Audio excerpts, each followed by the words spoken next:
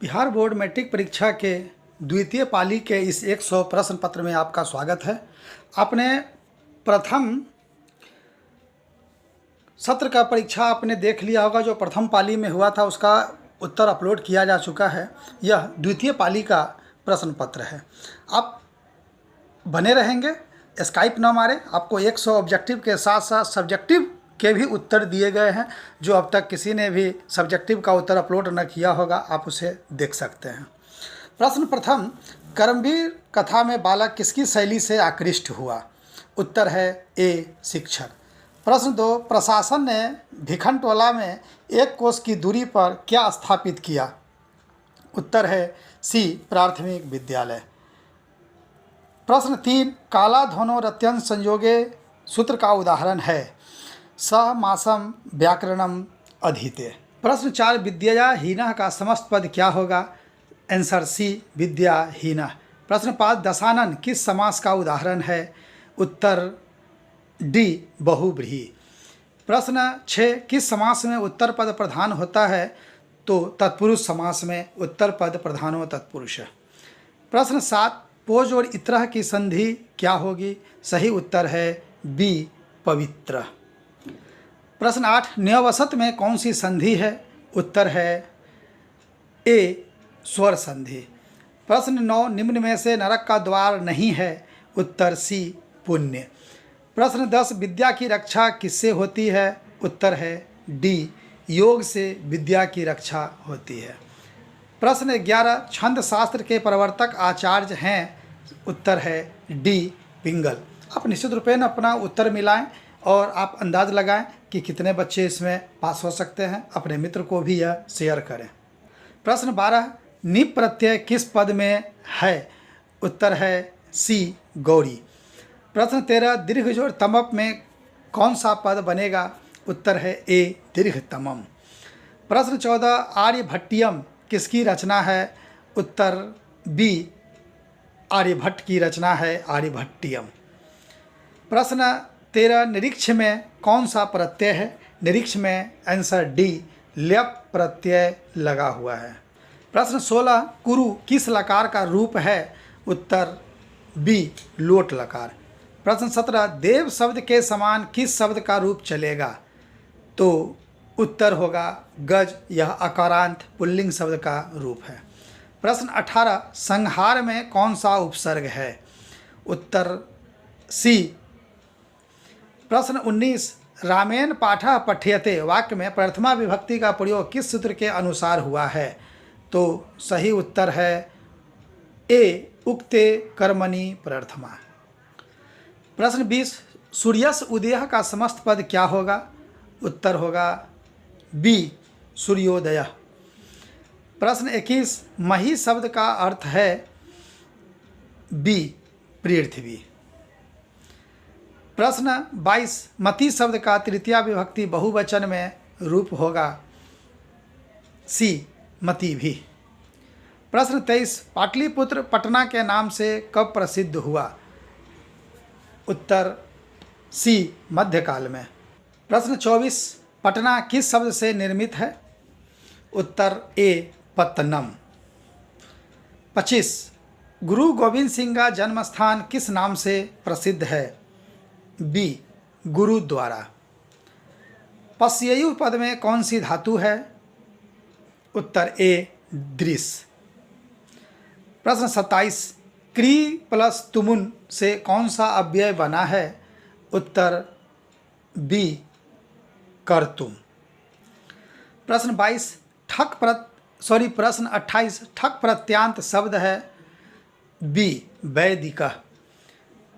गायिका में कौन सा स्त्री प्रत्यय है? उत्तर है सी, गायक प्लस टा। नैति पद में कौन सी धातु है? उत्तर बी, नी। 31, किस संधि में स्वर वर्ण में विकार होता है? स्वर वर्ण में विकार स्वर संधि में होता है? सी। 32, देवेश में किन किन वर्णों की संधि हुई है? उत्तर होगा अ प्लस दीर्घ ई, ए। प्रश्न 33, विसर्ग संधि का उदाहरण है ए निरोगः। 34, गोलगृहम किस समास का उदाहरण है? Answer B कर्मधारय। वेदांत दर्शन के प्रवर्तक कौन हैं? वेदांत दर्शन के प्रवर्तक कणाद।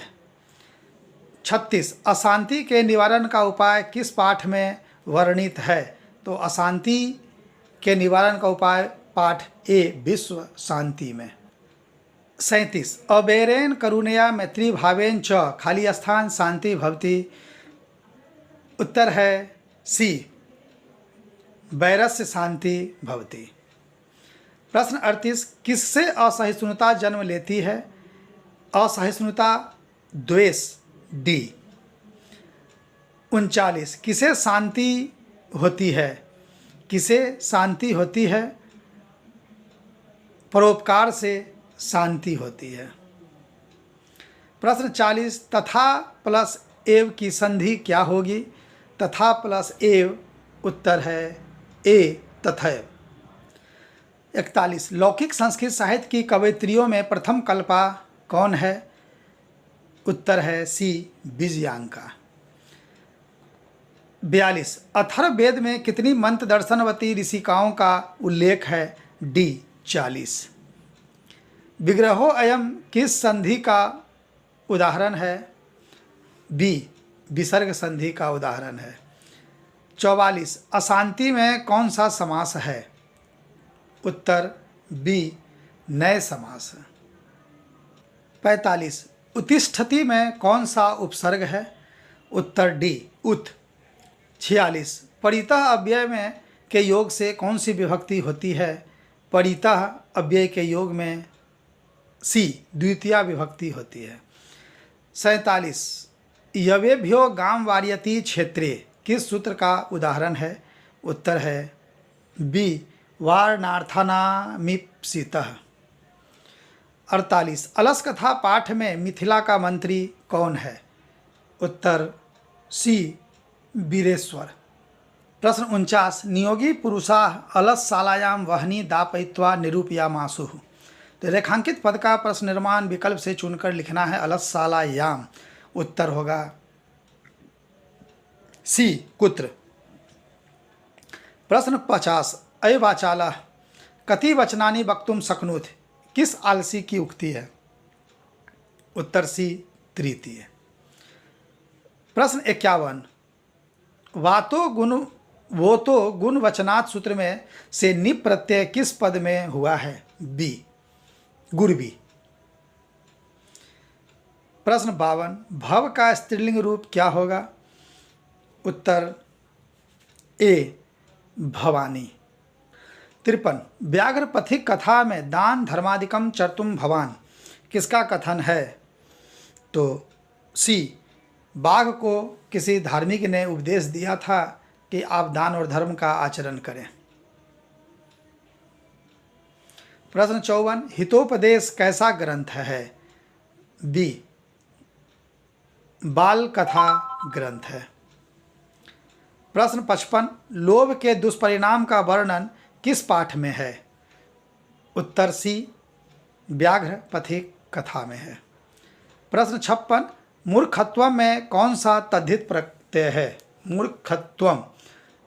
मूर्खत्वम में उत्तर बी त्व प्रत्यय है।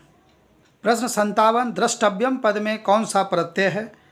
उत्तर ए तव्यत प्रत्यय है। 58, मंदाकिनी वर्णनम पाठ में राम किसको मंदाकिनी नदी दिखा रहे हैं?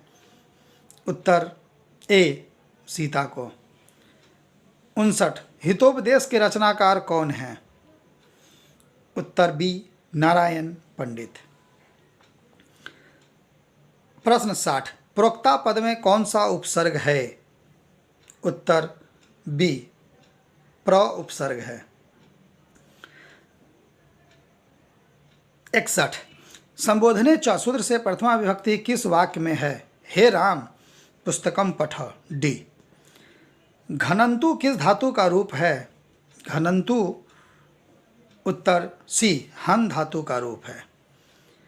प्रश्न 63, राजन शब्द के प्रथमा विभक्ति एक वचन का रूप कौन सा है? उत्तर बी राजा। प्रश्न 64, मई पद का मूल रूप क्या है? मई अस्मत् शब्द रूप के सप्तमी एक वचन में आता है। अन्वेषण में कौन सा उपसर्ग है? उत्तर सी अनु।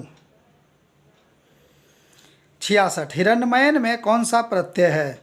हिरण्यमय जोर मयठ ए। कुर्वन पद किस प्रत्यय से बना है?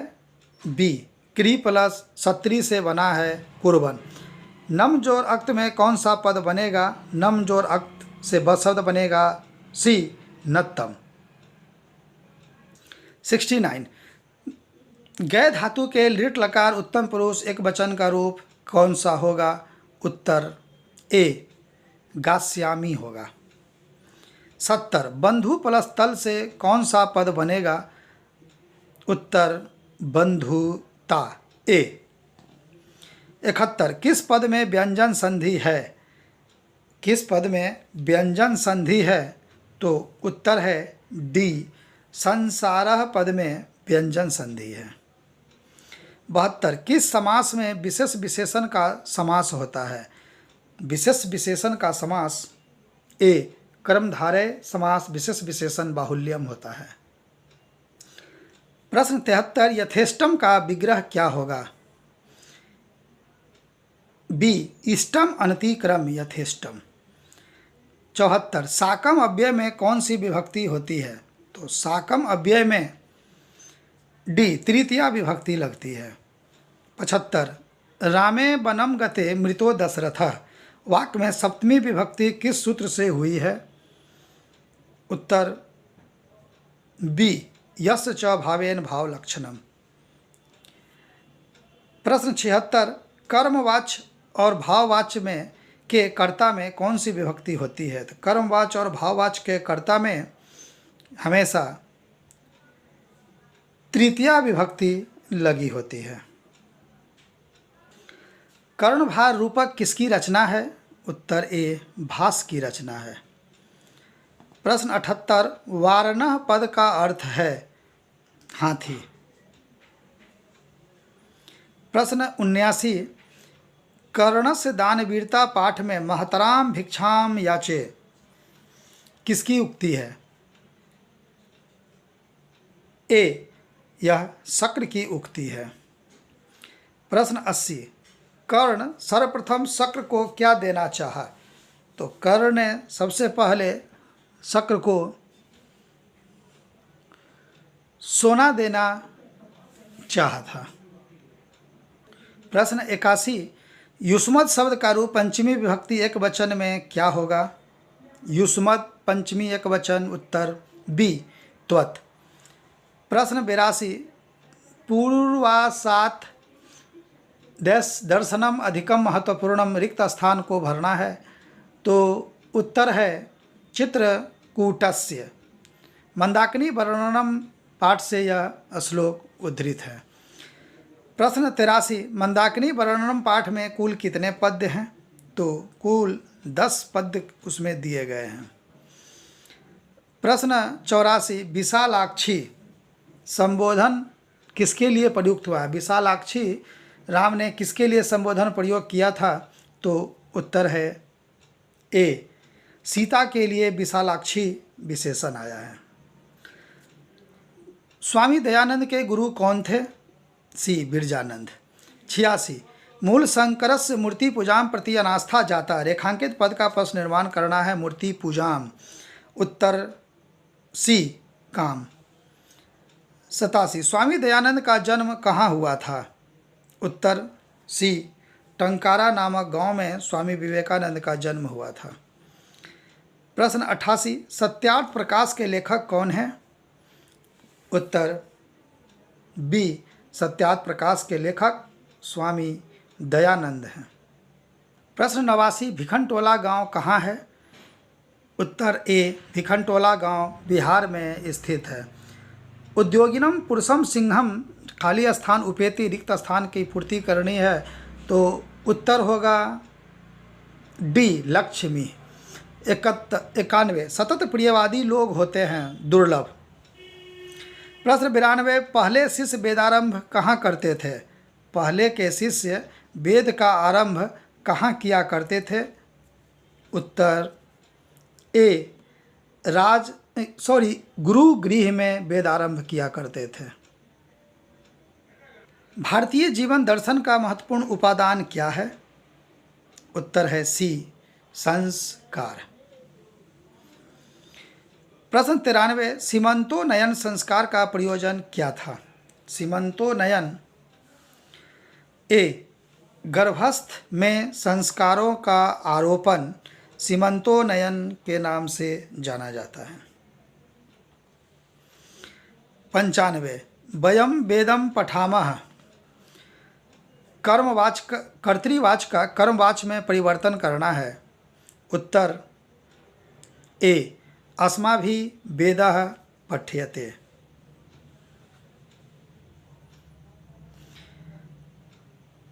प्रश्न 96, गांधी दर्शन से प्रभावित रचना कौन सी है? उत्तर है सत्याग्रह गीता। प्रश्न 97, स्पृहा पद का अर्थ है सी, इच्छा। 98, हमारी मातृभूमि कैसी है? उत्तर डी, वत्सला, निर्मला, विशाला, तीनों। 99, निम्न में से गृहस्थ जीवन का संस्कार कौन सा है? उत्तर होगा विवाह गृहस्थ जीवन का संस्कार है। प्रश्न 100, कंपन राय का समय क्या है? कंपन राय का समय 14वीं शताब्दी है, क्योंकि ये विजयनगर राज्य के शासक थे जिसका कार्यकाल 14वीं शताब्दी माना जाता है। आप बने रहेंगे, आप अपना सब्जेक्टिव आंसर भी मिलाएं जो आपको कहीं भी इस चैनल को छोड़कर उपलब्ध नहीं होगा। आप देख लें कि आपने सही लिखा है या नहीं लिखा है।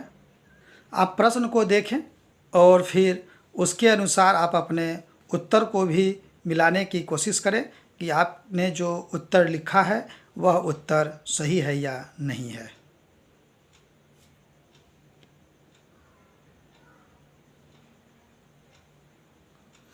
यहाँ एक पदेन उत्तरत है। एक पदेन का अर्थ होता है सिर्फ एक पद में ही उत्तर देने हैं, लेकिन बच्चे पूरा पंक्ति लिख देते हैं, पूरा वाक्य लिखते हैं, वो समझ नहीं पाते हैं और उस परिस्थिति में उनके अंक काट दिए जाते हैं। क्योंकि हमारे पास जो प्रश्न है कह देशा अस्माकं प्रियो देशा वर्तते, तो सिर्फ हमें कह का उत्तर लिखना है भारत देशः। आप बिहार बोर्ड पर जो आंसर अपलोड है जिससे कॉपी जांच का कार्य होता है, आप उसे देख सकते हैं। इन प्रश्नों के उत्तर हमें पूर्ण वाक्य में देने होते हैं। नदीनांग जलं किमर्थम प्रज्वलते, तो यहाँ हमको पूरा वाक्य यूज करना है। आप इसका उत्तर भी देख लें, उसके बाद फिर आप दूसरे गद्यांश का उत्तर देखेंगे। आप उत्तर को देख लें और इसे मिलाने की कोशिश करें कि एक पद का अर्थ होता है सिर्फ वन वर्ड, और वन वर्ड से ज़्यादा लिखने पर आपके अंक काट दिए जाते हैं। पूर्ण वाक्य का अर्थ है पूरा वाक्य। नदीनाम जलम किमर्थ प्रयुज्यते, तो नदीनाम जलम क्षेत्राणाम सिंचनाय विद्युतः उत्पादनाय च प्रयुज्यते। जो पंक्ति आपको आपके जो ऊपर में गद्यांश दिया हुआ है उसी से आपको ये आंसर आराम से उपलब्ध हो जाता है। अब आप इसी का जो अथवा है, आप अथवा को देखें, क्योंकि आपको इन दोनों में से किसी एक ही प्रश्न के उत्तर लिखने होते हैं, या तो जो मूल प्रश्न है वो, या इसका अथवा, जिसके लिए आपको कुल 7 अंक दिए जाते हैं। इस अ खंड में 7 अंक है। जना कुत्र जना सुखम इच्छन्ति, सिर्फ हमें एक पद इसके लिखने हैं। इसके लिए हमें पूर्ण वाक्य में उत्तर देने होते हैं। आप इसका भी उत्तर देख लें कि बिहार बोर्ड इसका उत्तर क्या देता है और आपने क्या दिया है। एक पदेन उत्तरत में आप देखें जना कुत्र सुखम इच्छन्ति, सिर्फ एक पद है और वह है संसारे। केन प्राप्तम धर्म विनाशक्रम भवति, तो चौर्य कपटेन, जब हैफन लगता है तो उस शब्द की गिनती एक शब्द के रूप में होती है। आप इसके अनुसार अपने उत्तर को देख लें। पूर्ण वाक्य को भी आप देखकर समझ लें कि क्या आपने जो उत्तर किया है वह सही है या नहीं है। यह ब खंड है। इस ब खंड से हमें कुल 6 अंक के प्रश्न होते हैं, जिसमें एक पदेन के 2 प्रश्न होते हैं, 2 अंक, और 2-2 अंक के पूर्ण वाक्य वाले उत्तर देने होते हैं, कुल 4 प्रश्न। आप इसे भी देख लें। यह पूर्ण वाक्य है जो 2-2 अंक के आपको दिए जाते हैं। अब इसी का अथवा हमें करना है। अगर आप ऊपर के प्रश्न को न करते हैं तो आप इसके अथवा को बना सकते हैं, और इस अथवा में भी क्योंकि 6 अंक का प्रश्न है तो 6 अंक के लिए ही ये अथवा भी दिया हुआ है। आप इन दोनों में से किसी को करें या ऊपर वाले दोनों में से किसी को भी कर सकते हैं। आप इसके उत्तर को भी आराम से देख सकते हैं। ये अथवा का उत्तर आपके पास है। एक प्रश्न के लिए सिर्फ एक ही पद है, कस्य साहित्य विशालम संस्कृतस्य। सिर्फ आपको इतने ही लिखने हैं। आप अगर ज़्यादा लिखते हैं तो गलतियां ज़्यादा होंगी और फिर नंबर भी आपके कटेंगे। पूर्ण वाक्य भी आप आराम से देख लें और देख लें कि आपके उत्तर सही गए हैं या नहीं। इसके साथ ही आप पत्र लेखन तो सिर्फ ड्राफ्ट दिया जाता है जिसका आपको उत्तर करना होता है। आप प्रश्न को देखें फिर उत्तर को। यह प्रश्न आपके पास उपलब्ध है। प्रश्न 10 का खंड है 1, 2, 3 और 4। इन चारों में दोनों प्रकार के पत्र होते हैं। एक फॉर्मल पत्र भी होता है और दूसरा इनफॉर्मल पत्र होता है। आप दोनों में से किसी का भी उत्तर करने के लिए स्वतंत्र हैं। दोनों के ड्राफ्टिंग पर 2 अंक और उसका बॉडी लिखने पर 2 अंक, कुल 4-4 अंक के 2 पत्र होते हैं। 8 आप इसको किसी भी दूसरे आंसर की से भी मिला सकते हैं। आप आगे अनुवाद देखें। यह अनुच्छेद खंड है जिसमें किसी एक विषय पर 7 वाक्य में अनुच्छेद लिखने होते हैं। गंगा नदी, सत्संगति, दुर्गा पूजा, प्रिय शिक्षक, विद्याधनम। ये हमें ध्यान रखने होते हैं कि इसको संस्कृत में ही हमें 7 वाक्य लिखने हैं। बहुत सारे छात्र तो हिंदी में लिख देते हैं और उनके कुल अंक काट लिए जाते हैं, क्योंकि यह उत्तर कुल संस्कृत में ही देना है। हिंदी इसमें एक भी वर्ड यूज़ नहीं करना है इसमें। इसके साथ ही अब आपके पास आता है अनुवाद का खंड। यह अनुवाद कोई भी 6 अनुवाद आपको करना है 1 अंक के लिए। इसमें भी रूल के अनुसार कर्ता और क्रिया सही होने पर आपके हाफ अंक दे दिए जाते हैं। पूरा बॉडी सही होने पर पूरा अंक मिलता है, अन्यथा मार्किंग जितना % सही है उसके अकॉर्डिंग आपको अंक दिए जाते हैं। आप इस अनुवाद को उत्तर के साथ देख सकते हैं। वह घर से विद्यालय आता है, सह गृहात् विद्यालयम् आगच्छति। गंगा हिमालय से निकलती है, गंगा हिमालयात् निसरति। विद्याहीन मनुष्य पशु के समान है, विद्याहीन नरः पशु सदृशः भवति। पुस्तकालय में अनेक पुस्तकें हैं, पुस्तकालय अनेकानि पुस्तकानि सन्ति। लड़के गेंद से खेलते हैं, बालका कंदुकेन क्रीडन्ति। आप इस तरह से आपको अनुवाद बनाने थे। आप अपने अनुवाद को देख लें और आप उसके संस्कृत को जो बिहार बोर्ड ने अपलोड किया है आप उसे देख लें कि आपके कितने उत्तर सही हुए हैं। इसके साथ ही अब लघु उत्तरीय प्रश्न है। जो कुल प्रश्न आपके पास जो बिहार बोर्ड ने दिया है वह प्रश्न है 16, और इस 16 प्रश्न में से आपको कुल 8 प्रश्न के उत्तर करने होते हैं 2 अंक के। आप अपने प्रश्न को देखें और उत्तर को कि आपने क्या उत्तर लिखा है और बोर्ड ने उसका क्या उत्तर लिखने के लिए सलाह दिया है।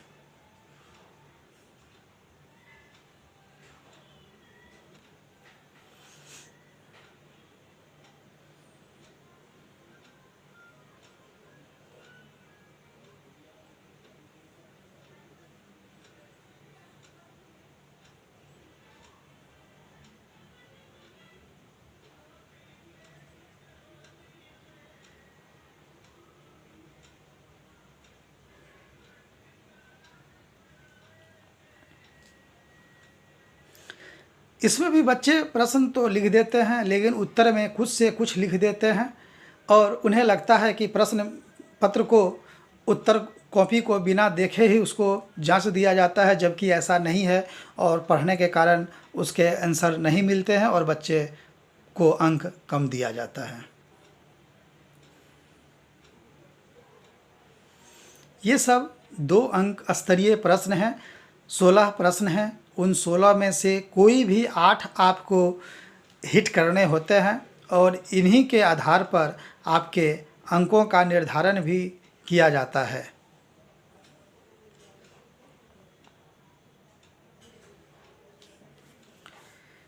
इसलिए हमेशा प्रश्न का उत्तर देते समय हमें प्रश्न के मूड को पहले देखना चाहिए, फिर उसका उत्तर करना चाहिए।